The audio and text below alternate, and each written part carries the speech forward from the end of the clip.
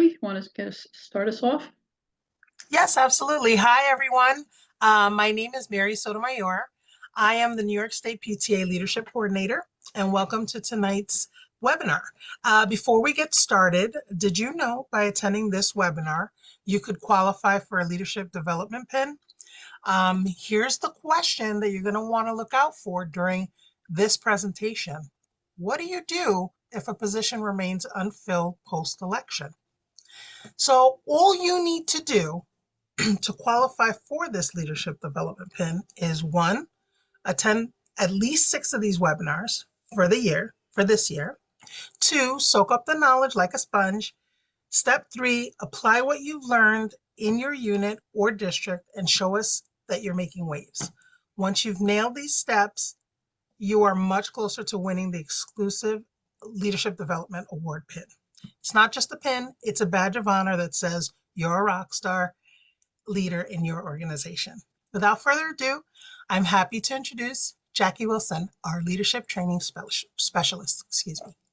Thank you, Mary. And tonight's presentation is Bylaws Drop-In, Q&A with our Bylaws Coordinator, Pat Acertato. Pat has a small PowerPoint to show us, and then we will take any questions that have anything to do with bylaws that you really need clarification on, and Pat will help us with that. Please put your questions in the chat, and once Pat is finished, then we'll go to the questions. So Pat, over to you, our Bylaws Coordinator. Hi, good evening, everybody. Thank you very much for attending this workshop. I'm not going to bore you for a long time with a long PowerPoint. We do find that when it comes to bylaws, a Q&A session is the best. However, there are a few things that I want to go over, a few basics. So we'll just start. Okay. There we go. So the first thing that we need to know before we start is what bylaws are and why do we need to have them. And bylaws are a mechanism which are designed to help your group function in an orderly manner. They include all the rules that the organization considers so important that they cannot be changed without giving previous notice, and they cannot be suspended. You should make sure that every member of your board has a copy of your bylaws, and you have to update your bylaws at least once every 3 years for a unit or council to remain in good standings. And that's a requirement per the IRS 501c3 regulations. That's not something we just made up to make life difficult. So that's very important. It is an IRS regulation. Bylaws have to be renewed every 3 years, so they're valid from the date of approval by the New York State PTA Bylaws Coordinator, which is currently myself. And depending on when they are submitted and approved, they will expire 3 years later, either on January, April, July, or October 1st. They can be reviewed at any time and be resubmitted. However, they must be reviewed and adopted every 3 years and entered into the bylaws wizard, whether you revise them or not. And I'm so sorry, I'm losing my voice. Islander Ranger game last night. Units and councils must use the bylaws wizard to renew bylaws. You can't use a PDF editor and email them to your region bylaws coordinator, which is the first person who approves them. You have to use the wizard to renew your bylaws.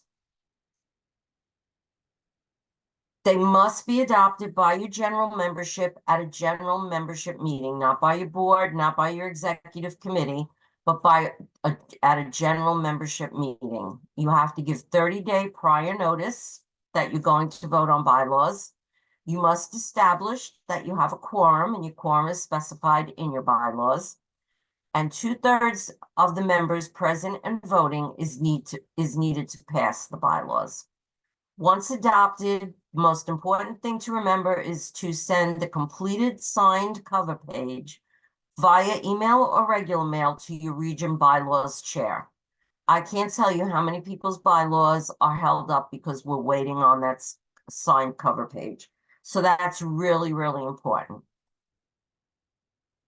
Council bylaws are a little bit different. They have to be approved by an instructed vote, which means that they have to be presented to each member unit at their unit meeting and approved by a 2/3 vote there. Then at the council meeting, they also must be approved by 2/3 of the member units present and voting. And for an instructed vote, it's 1 vote per unit. Once adopted, the completed signed cover page must be sent via email or regular mail to the region bylaws chair. Again, gets held up for so long if you don't do that.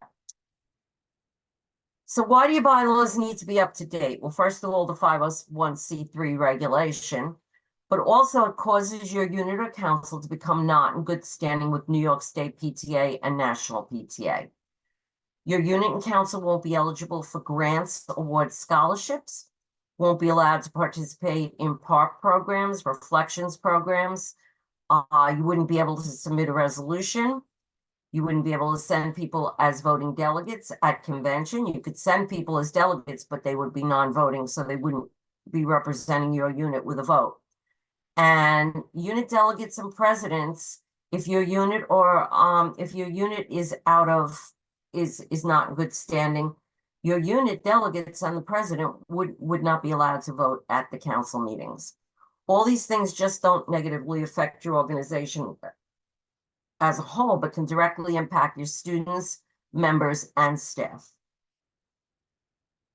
So just for everybody to get a look at the bylaws wizard, you can find it at www.nyspta.org. It's very user-friendly.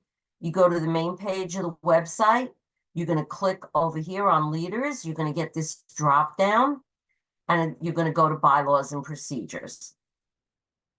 The next page will look like this. There's a button that says bylaws wizard. You just click there or click over here on the writing, and it'll bring you right into the bylaws wizard.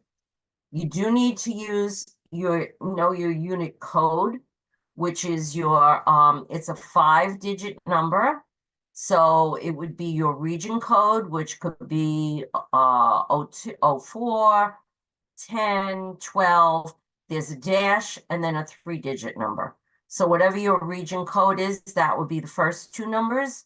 And then the next 3 numbers is your individual unit code within that region. And again, this is the website. If you want to go directly to it by putting this into your browser, you can also do it there. You want to have a copy of your current bylaws with you for reference, just so you know what you're looking at, what you may want to change, what you want to keep the same. When you're finished, make sure that you click on finish, but you're not finished when you click on finish. You have to, again, vote. You have to present them to your unit. You have to vote. You have to send the signed cover page to your region bylaws chair to start the approval process. If for some reason you realize you make a mistake, because you will get the document emailed to you immediately once you hit enter and you finish submitting it. If you find anything that needs to be changed, email or call your region bylaws chair, and they will make the necessary changes for you and resend you a new draft copy. Please don't go through the wizard a second time because we end up with 2, 3, 4 copies, and we don't know which one is the correct one. Once approved by the region and state, you will receive the approved bylaws via email, again, to the person who completed the bylaws through the wizard and entered their email. So make sure that the email that's entered when you're doing the process, the email is the person you want to receive all the documents. And then you can save them electronically and print them and have them available for your members. And again, I can't say this enough times, as you can see from this, your bylaws cannot be approved until your signed cover sheet is received. If not completed within 6 months of submitting the bylaws record will be deleted and you're going to have to start over. So there were some automatic changes to the bylaws patterns that were effective in July 2023. Every president received an email with these changes, but I just wanted to bring them to everybody's attention in case you missed it. We made these changes to provide more clarity in areas where we get a lot of questions and concerns. So under officers and their election in the unit and council bylaws, the change was made to add each officer shall be a member of this PTA by the date they are to assume office. So units and councils, they assume office July 1st, the officers. So for the year that they are going into, they must be members of the PTA by the date they assume office. So they need to join for the calendar year that they will be officers in. We also added another section. Whoops, sorry about that. We also added another section to clarify what happens when a position remains unfilled after the election. So should a position remain unfilled post-election, notification of the unfilled position shall be posted until such time as a name or names are submitted for consideration. A special election meeting shall be called with prior notice given to membership. Nominations from the floor shall be allowed as described in section 3E and 3F if applicable in this section of your bylaws.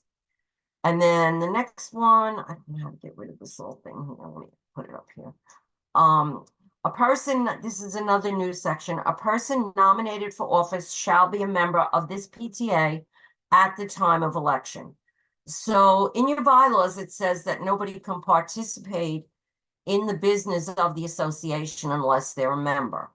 So if someone is going to be nominated for office, they need to be a member of the PTA by the time the election comes up, or they're not eligible for election because they're not a member, and being elected is part of the business of the unit.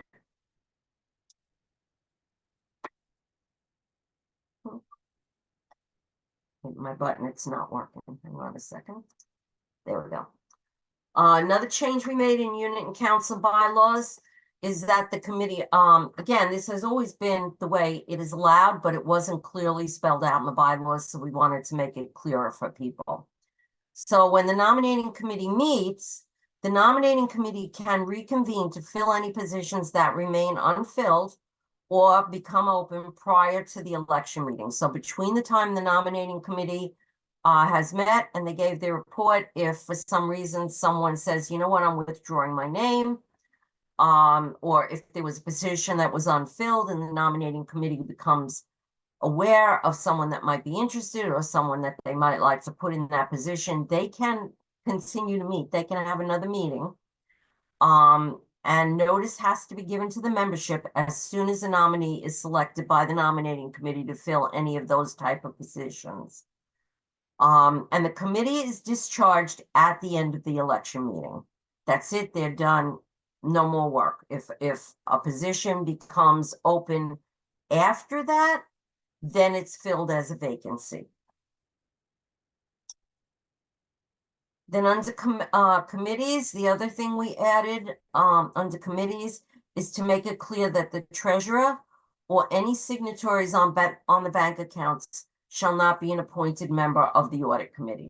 Again, that's always been what we've told people, but it wasn't in the bylaws. It wasn't clear in the bylaws. So we put that in there for a little more clarity. And then in council bylaws, it was brought to our attention by a very astute member of a council that said, do you realize there's nothing in the bylaws that talks about when you need an instructed vote? And I said, oh, that can't be possible. And when I looked at it, I was very surprised to find out that they were indeed correct. It goes into great detail in the resource guide about instructed votes and when they're needed. But in the bylaws, it really didn't spell it out. So we also corrected this area where when we talk about what the voting body of the council is, we recognize that that's the voting body except when an instructed vote is required. And then we added a section 5 under voting body, which explains when you need an instructed vote. And you need an instructed vote for the purposes of revision or adoption of the council bylaws, requests of units to supply money or manpower for a council project, for positions to be taken on a district-wide basis by the council, or regarding sensitive issues, and the dissolution of the council. Again, these are bylaws links on the New York State PTA website. You can find the steps to revising your bylaws. You can find the wizard instructions for units and councils. And you can also find the unit and council name change process.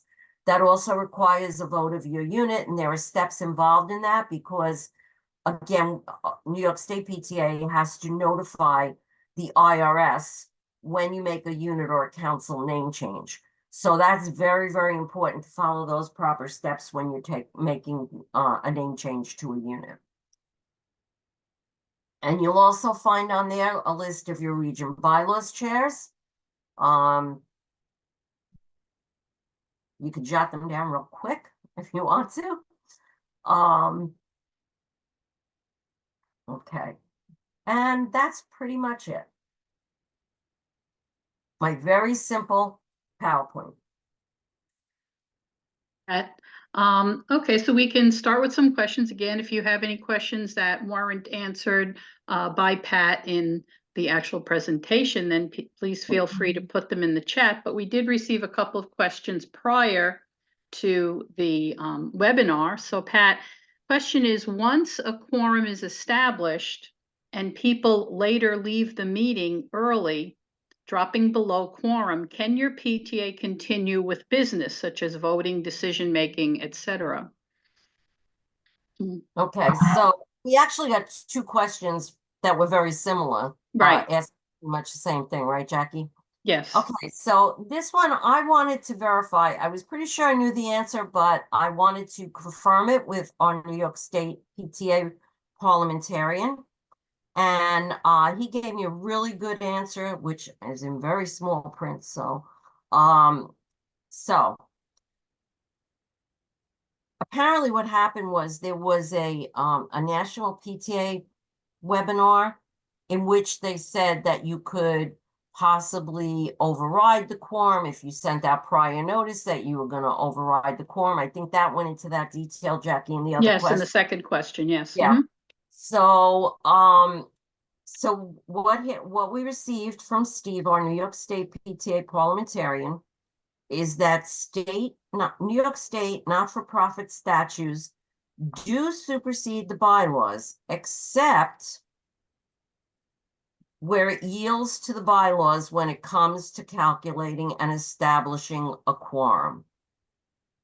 So you need to, if people start leaving and you drop below your quorum, you can no longer do business.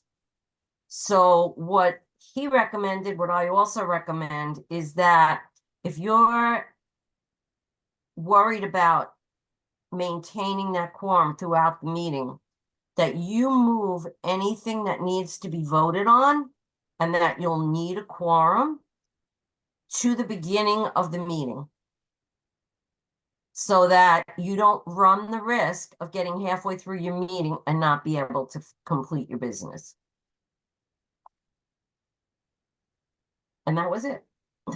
Okay, so we do realize that we have to have a quorum if we're going to do any kind of business. However, you can still do officers' reports, make discussion on items, but if it involves any kind of vote of the members present, then that quorum has to be maintained. So Pat had a good suggestion in moving your information that's business related in terms of voting and decision making to the beginning of the meeting, especially if you know the meeting might run a little long and you don't want to lose your numbers. Okay, but I would make sure you communicate that to your units as well, that we do need to have a quorum. We ask as many of you as can be available to come to the meeting.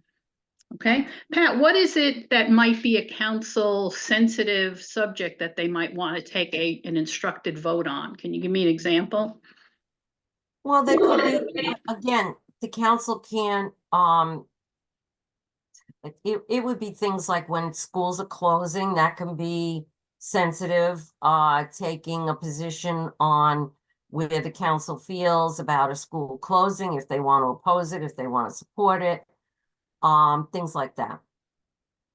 Okay, Mary, you have a question for us?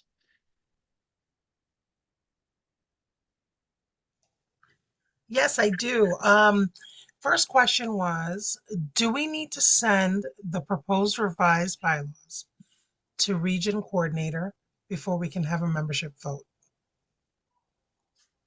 You you don't have to. You can submit them into the system so that you have a copy that you can hand out to your members. So that or share, whether it's on a website or however you want to share them prior to the vote. This way, if you share the bylaws as a whole, then sometimes it's easier for people to look at them that way. You don't have to. You can have your vote. I do recommend in either case, whether you present the bylaws as a whole or whether you just vote on the individual changes, that you do list the changes in your minutes, because if you've given them out and you just put bylaws adopted as presented, and it comes to us and we say, okay, we're just confirming these are the changes that you made and that were approved by your membership. And then you say to us, oh, no, wait a minute, that was a mistake. Well, at that point, we can't change it if you presented the entire bylaws and you voted to adopt as presented. You have to go back and take another vote, resubmit to fix whatever that mistake was. If you have it listed in your minutes, every item that was changed from the previous bylaws, that you make a list of them and it's clear in your minutes, then we can fix it for you. So, but you could just vote on the changes. You gave the 30 days notice. You're going to vote on the individual changes at your meeting. Again, make sure it's in the minutes. And then you could go on to the wizard and submit it once the changes are made. So it depends on how you want to approach it. Pat, what do you do if a person resigns after they've been elected? How do you handle that? Is there something that tells us that in the bylaws? Yes, that would be under vacancies. If they resign after they're elected, it's a vacancy, and it would be filled by a vote of the board. Okay. Mary?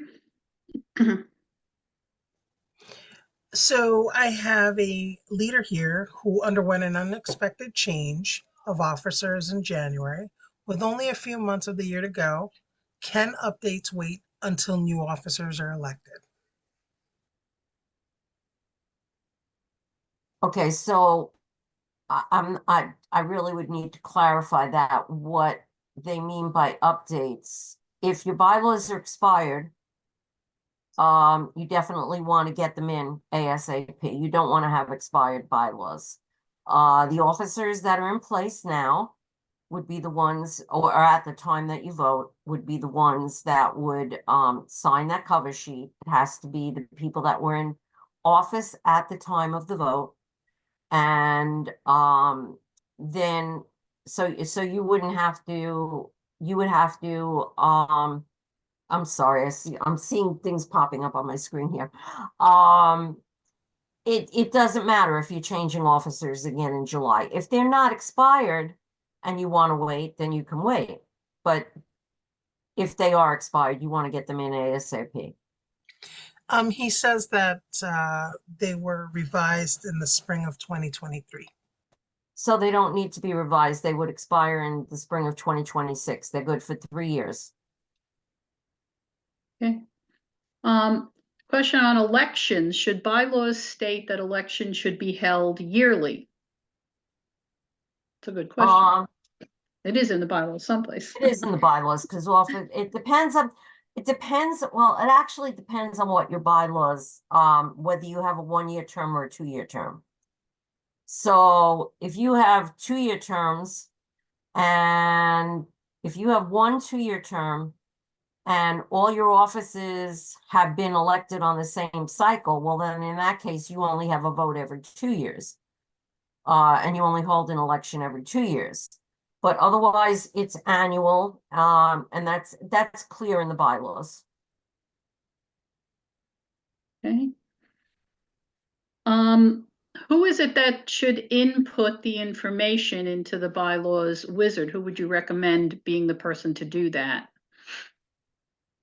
You could have the president do it. You can have your bylaws chair do it. The important thing is that the person who enters their email in there is not leaving in 3 weeks. Because then what happens is when we send any kind of an update to it, or you ask for another copy, for us to send you another copy of your bylaws, it's going to go to that person. If you're in the middle of the process and the person's going to leave, it's the final is going to go. So to that person. So if you have a general PTA email, that's probably the best one to use, because that would be one that's going to be checked all the time. It doesn't belong to an individual. Or if you have one that's, a generic for your president, say president at XYZ PTA. Well, even if the president changed, you pass that email on to the next president, it's going to go to the next president. So, but if you're using an individual's email, you want to make sure it's an individual who's not going to be gone in a couple of months, and then it's the wrong person on there. Okay. Mary, question? There's a question prior to the one that I'm going to answer, and I can answer this very quickly. Someone asked if there will be a copy of the presentation shared. It should be up on the site, I would say, within the week, right? Usually that's about the timeline. Yeah. So the question for you, Pat, is can the PTA email account be used for the wizard? Yes, if you have a generic PTA email account, that's fine. And how does a unit choose their bylaws committee? You have to elect I'm sorry, I'm thinking the nominating committee. Sorry, that's what I usually get questions about. Like any other committee, you would, you would appoint your chairs. The executive committee would decide the executive committee, the executive board would decide who's going to be on that, committee. So I could volunteer if I want to be on the bylaws committee and be chosen. Right. Okay. I don't recommend that you have you don't want to have 20 people on a bylaws committee. I would recommend no more than 5 people on the committee. Otherwise it gets a little crazy. Okay. Mary?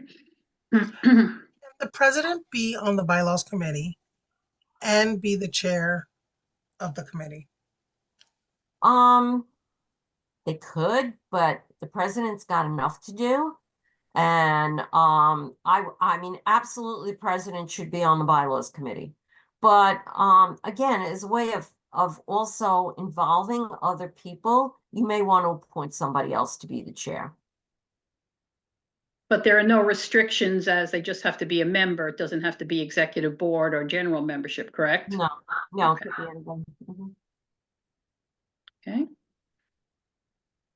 And Mary, you want to ask Pat the question that we had at the beginning so everyone hears the answer? Sure, I hope everybody's listening. What do you do if a position remains unfilled post-election? Okay, does everybody remember what we went over? You have to post the open position, announce the open position, however you want to do it at every meeting, continue to post it that there's an unfilled position. And then once you get someone who expresses interest, you're going to announce an election meeting. And it doesn't have to be a special meeting. It could be during one of your regular meetings, but you do need to give notice that there will be an election. And depending on how your bylaws read, if your bylaws require that anybody who wants to run from the floor has to give you 2 days notice, then they still have to follow that procedure. So say Mary says she wants to run for the open position. I'm sorry, the unfilled position. Mary wants to run for the unfilled position. And they announce, okay, there's going to be an election. And Jackie comes to the meeting and she wants to also run. She wants to run against Mary. If your bylaws say that someone can run from the floor and they end there, the statement ends there, then you would have a ballot vote at the meeting. However, if your bylaws say that 2 days notice is required, Jackie has to give that 2 days notice before the election meeting in writing to the secretary that she is interested in running as well. That's a good point, Pat, you said, because we know that the meeting, once the election meeting is over, then the committee is, as you mentioned, dismissed. But if you have a special election, who gets that notice? If you have to call a special election, you say the secretary. It would be the It's secretary. good to know, right? So the secretary would get the notice. The bylaws committee, I'm sorry, I'm confusing it. The election nominating committee, sorry, does not reconvene for a special election, correct? No, the nominating No. committee does not reconvene. Once the election meeting is held, the initial election meeting that's stated in the bylaws. So if Right. it says May, at the end of that election meeting, that's it. The nominating committee is done. Thank you. Mary, I think you got a question there. I think we've asked all the questions. I believe. I saw see. something about What? VP. Yeah, if bylaws allow for multiple VPs and only one spot is filled, is VP 2 and 3 considered open positions? Yes, they're unfilled position. If you get to the election meeting, nobody runs from the floor. The nominating committee hasn't nominated anybody, and they remain unfilled after the election, then they are unfilled positions. And again, within your unit, you would have to, the president would have to, with the executive, his or her executive committee, would have to decide how they're going to divide up the work that normally would be done by VP 2 and 3 until such time as VP 2 and 3 would get done, elected. Okay, we have one more question. Does the person running have to be at the meeting? Can they have someone stand in for them? It's always, well, no one would stand in for them per se. They would have to indicate in writing their acceptance of the nomination.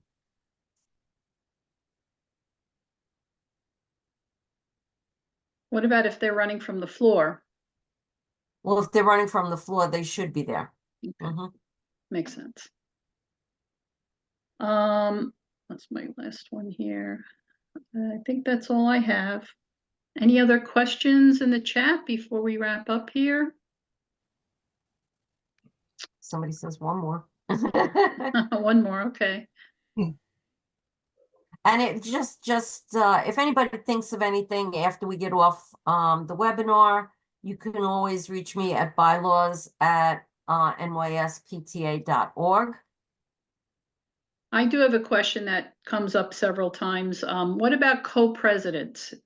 If you nominate co-presidents, the nominating committee, can a president run from the floor against co-presidents?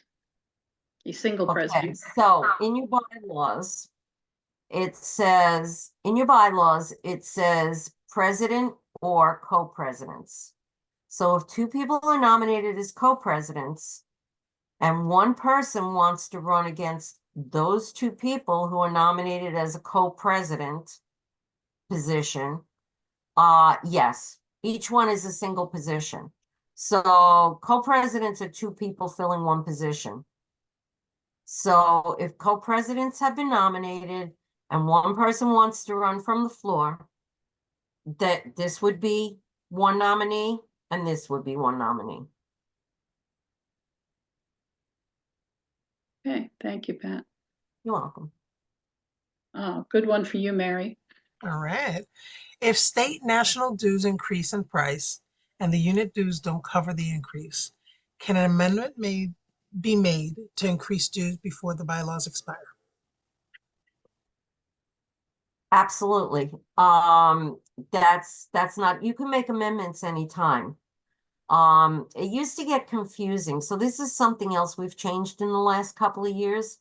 It used to get confusing because when you would make an amendment in the bylaws wizard, it would change your bylaws, but it wouldn't change your expiration date.